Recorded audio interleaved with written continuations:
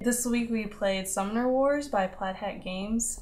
It is an expandable card game of tactical combat. It takes about 60 minutes to play. We played it in about an hour and 15 minutes.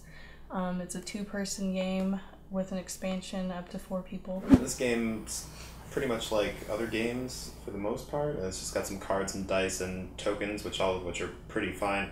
The major complaint here, I think, is the game board, which is a good, thick quality paper, but I think to its detriment, it's too thick. The board hardly ever sits flat. I don't know how you got those to sit remotely flat. We just rolled them. Honestly, if you plan on playing this game a whole lot, I think it's probably best that you either get like a piece of plexiglass to lay on top of it so you can just slide the cards easily, or laminate it somehow. It's probably your best bet. The dice are great. Yeah, the dice are great. They're pretty good quality. I'd probably use that in other games actually too. Yeah, those are actually really nice dice. I love the dice. Well, the little tokens weren't bad either. You know, most of the rules are on the cards. There's a cheat sheet, which is nice, that you can always refer back to for the ordering the turn. After playing it once, I felt like I had a pretty firm command of everything I needed to do. I mean, if you want to do it diagonal, if you're going to bitch about it. No, I'm not. I'm not mad.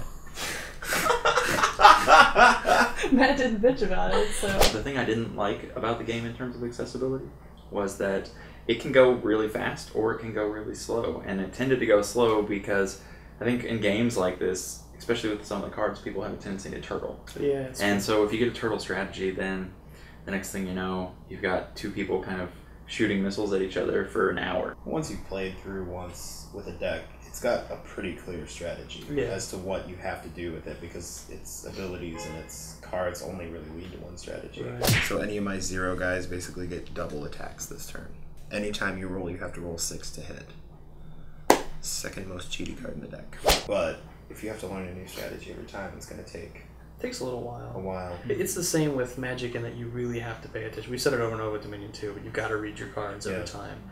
And if you get a new deck to play with, you've got to look at how you're going to min-max those abilities in such a way that from the very beginning you're playing those cards effectively. We set up a single elimination tournament with 6 people, and if your games are going an hour and 20 minutes each, you know, that's going to feel really long. But I think much like some of the other earlier games that we reviewed, some of the quick stuff, like a Dominion or whatever, you could toss around this into a night of games, and it would be the appropriate length for that. One thing that is kind of neat, though, is the placement of the walls really determines how the game's going to be played, and it can happen very early on or late in the game, depending where you get your walls placed, and especially in the Fire and Ice.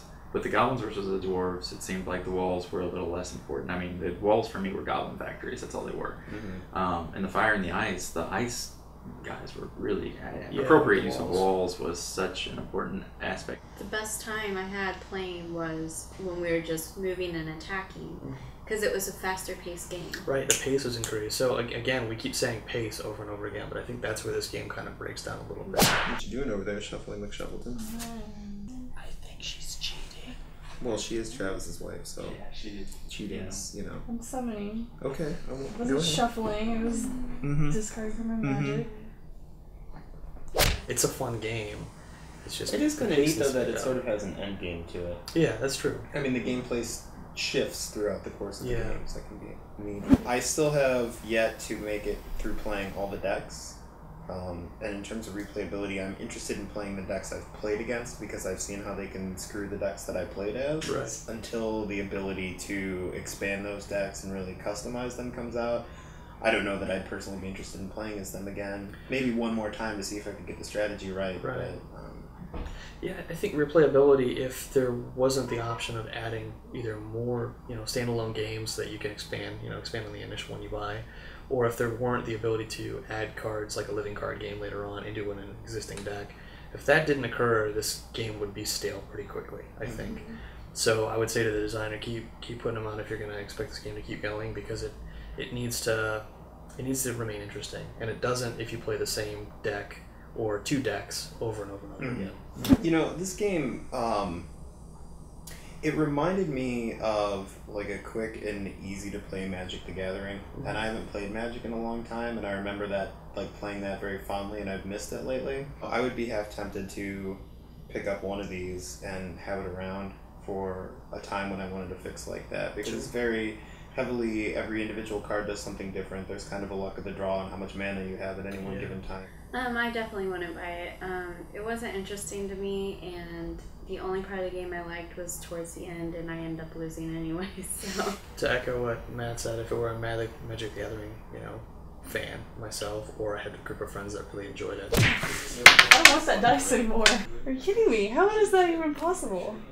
Oh, I mean, statistically. Shut up. And I wanted to play a game with them that specifically didn't require me to spend every dollar that I own. Right. You know what I mean? Like, then I might consider getting a game like this. Dominion's kind of the same route for me, I feel like, in terms of deck building.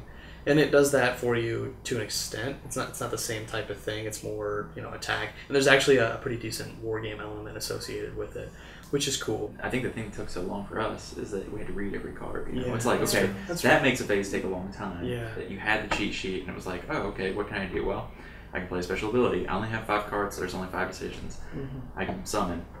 I can move 3 guys. I can attack with 3 guys. Right. I can put things in my pool. I'm done.